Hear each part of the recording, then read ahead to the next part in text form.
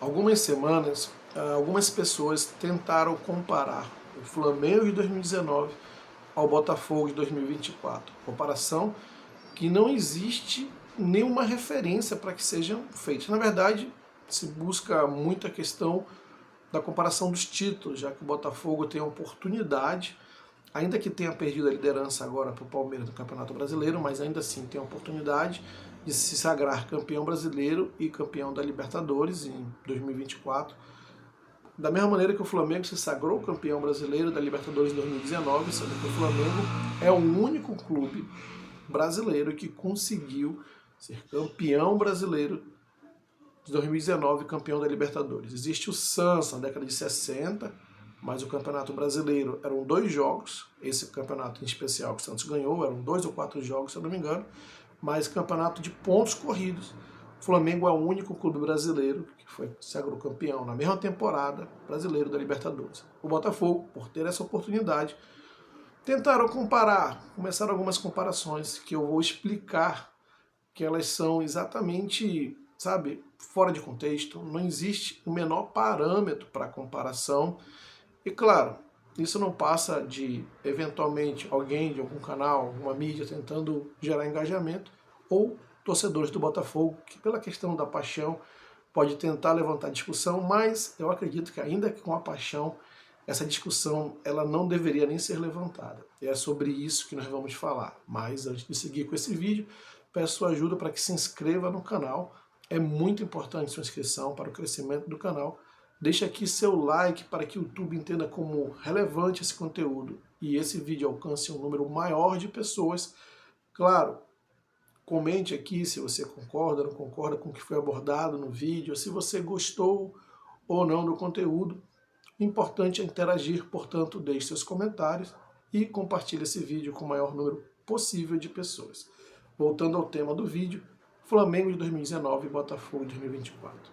Recentemente tentaram comparar esses dois clubes, esses 2 anos de cada clube, o 2024 do Botafogo, desculpa, e 2019 do Flamengo. E isso aconteceu logo depois que o Botafogo venceu o Vasco 3-0, né? Isso aí ganhou mais força. E, claro, agora já não tanto, porque o Botafogo acabou de perder a liderança, mas independente dos títulos conquistados pelo Botafogo, que ele ainda pode ser campeão brasileiro sim e campeão da Libertadores, essa comparação ela não tem razão de existir, e por alguns fatores muito simples, né? Primeiro vamos falar da performance, né? Embora o Botafogo seja um time muito competitivo, um time que eventualmente está jogando o melhor futebol aqui da temporada, mas não existe uma diferença tão grande do Botafogo para os demais. Prova disso é que o Botafogo vem tropeçando, inclusive com times da parte de baixo da tabela. Perdeu pontos importantes para Criciúma, Cuiabá e agora recentemente Vitória, ou até contra o próprio Atlético Mineiro, que é um time que no Brasileiro está disputando ali para não cair, embora esteja na final da Libertadores. Jogando com um homem a menos, o Botafogo não conseguiu vencer no estádio sem torcida, né, estádio neutro.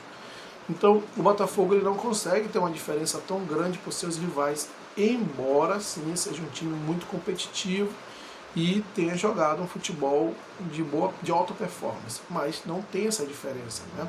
Já o Flamengo, em 2019, era um time que você não perguntava se iria ganhar, mas sim de quanto iria ganhar. Tamanha a diferença que ele tinha para os seus rivais. O Flamengo era um time que atropelava, era um time que jogava no campo do adversário marcando pressão 90% do jogo e criava, sei lá, mais de 15 chances de gol, não estou falando finalizações, por jogo em média. Então era um time muito avassalador. Eu me lembro de uma entrevista do Thiago Nunes, do Atlético Paranaense, após o Flamengo ter vencido o seu Atlético Paranaense lá na Arena da Baixada, um campo historicamente hostil para o Flamengo. Então, após o Flamengo ter vencido por 2-0, 2 gols do Bruno Henrique, ele deu uma entrevista dizendo que o Flamengo, o time dele havia perdido para o campeão brasileiro. E olha, aquele Atlético Paranaense havia sido campeão da Copa do Brasil, né? Ou seja, era um time forte. E ele deu a entrevista dizendo que seu time havia perdido para o campeão brasileiro, sendo que ainda faltavam muitas rodadas para o fim do Campeonato Brasileiro, né? E o Flamengo não era matematicamente ainda campeão. Mas isso demonstra a maneira como os rivais enxergavam o Flamengo, como se fosse um time imbatível, né? Como não houvesse quem pudesse concorrer ou desafiar o Flamengo. E isso é muito diferente do que acontece hoje. Você tem ali 5, 6, 7 times que podem jogar com o Botafogo no mesmo nível de trocação e ganhar normalmente do Botafogo, como um jogo que vai se apresentar na próxima semana contra o Palmeiras, né? Que o Palmeiras, na minha opinião, é até favorito.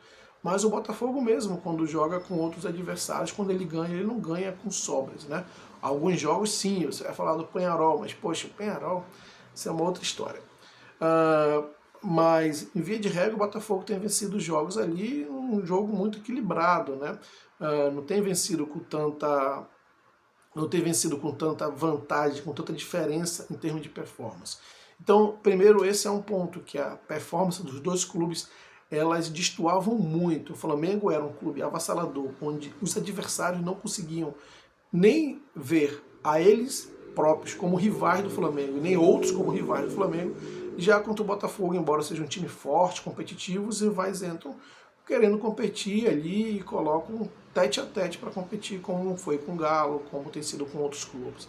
Então essa diferença de performance, ela fala muito sobre Botafogo em 2024 e aquele Flamengo em 2019. Algo que a gente pode ver também é que o Flamengo ganhou aquele campeonato brasileiro com uma diferença, sabe, esmagadora.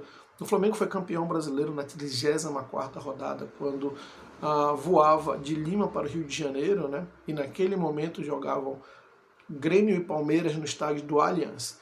E o Grêmio venceu por 2-1 na 34ª rodada aquele jogo, e ali o Flamengo se sagrou oficialmente campeão, ou seja, jogadores comemoraram o título dentro de um avião, né? Não em campo, mas dentro de avião. Foi a única vez que isso aconteceu na história. E embora tenha sido na 34ª rodada, todos já sabiam que isso ia acontecer bem antes, como eu disse. O Flamengo nunca correu risco, nem a mídia, nem ninguém nunca questionou o título do Flamengo bem antes. O Flamengo abriu uma vantagem muito grande, terminou aquele campeonato brasileiro com 16 pontos sobre o segundo colocado. A única vez na história que isso aconteceu. E, como eu falei, essa diferença de 16 pontos não foi maior, porque o Flamengo na última rodada tirou o pé em virtude para guardar forças para o Mundial que se avizinhava. Então nunca houve um risco do Flamengo, ninguém nunca considerou. Se tratava o Flamengo como campeão bem antes já, todos os canais, mídias, enfim.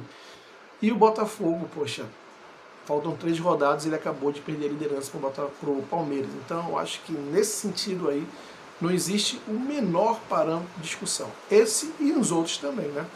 E eu vou citar mais um ponto aqui que eu acho que é muito pertinente, que é a questão que aquele Flamengo, ele revolucionou a maneira do futebol brasileiro enxergar o futebol do ponto de vista tático coletivo, da dinâmica tática coletiva. Até aquele momento, os clubes, principalmente, levavam muito em consideração o futebol reativo. No ano anterior, o Palmeiras do Felipão havia ganho o Campeonato Brasileiro, até com sobras, mas jogando sempre no contra-ataque, né? Aquelas bolas esticadas, e era um time muito laureado pela mídia porque foi campeão brasileiro, coisa e tal.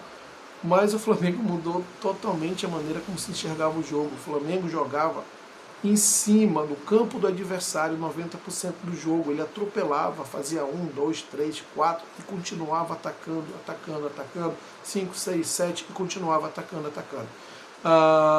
E o time se marcou. Às vezes não ganhava de tantos gols de diferença, né?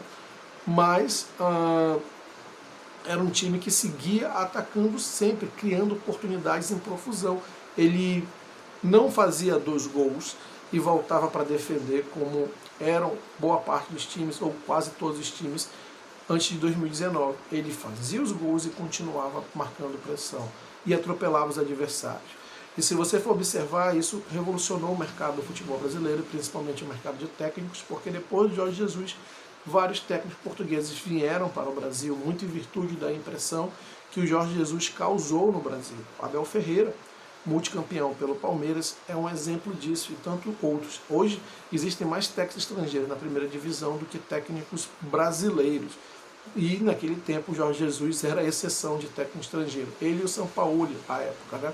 Então você vê como inverteu a pirâmide, inverteu totalmente a regra que existia na época, a regra comum da época, para a regra que existe hoje. Hoje a prioridade, hoje a maioria dos técnicos são estrangeiros, a prioridade é contratar técnicos estrangeiros. À época, os técnicos estrangeiros eram exceção. E a própria maneira como se joga o futebol, A época, antes de 2019, era esse jogo reativo. Hoje você vê que os times no Campeonato Brasileiro, principalmente os times dirigidos por técnicos estrangeiros, procuram fazer o jogo propositivo, o jogo de pressão no campo adversário, o jogo de associação, o jogo de mais agressão ao adversário, ao invés do jogo de ficar esperando, ser mais reativo, ficar retrancado. Então, isso contribuiu muito para a evolução do futebol brasileiro como produto, a maneira como a gente tem hoje o futebol brasileiro. Então você vê que o Flamengo, ele, em termos de comparação, não existe, porque em termos de performance, como eu expliquei, não existe comparação. O Flamengo era um time avassalador, era um time que os próprios rivais não conseguiam se enxergar em condições de competir com o Flamengo, e eles falavam isso abertamente em entrevista com o Botafogo. Os rivais, embora o Botafogo vença, fazem jogos muito equilibrados, até com homem a menos. Em termos de pontuação mesmo, se você for querer ir por esse lado, então a diferença é ainda mais abrupta, né?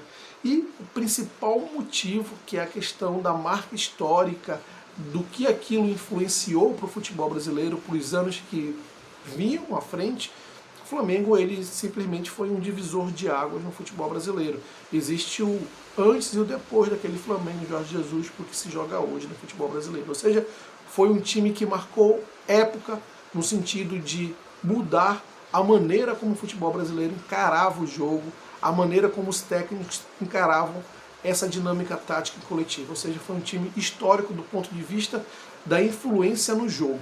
E isso, para mim, é o maior motivo de todos, sendo que em todos os outros motivos o Flamengo ganha de diferença, de grande diferença. Como eu disse, essa questão da comparação, para mim, não passa de um debate, alguns canais querem ter para gerar engajamento, ou de torcedores que apaixonados pelo Botafogo, aí você pode até entender, mas ainda esses torcedores apaixonados pelo Botafogo, eles estão de verdade não conseguindo enxergar a realidade que se apresenta.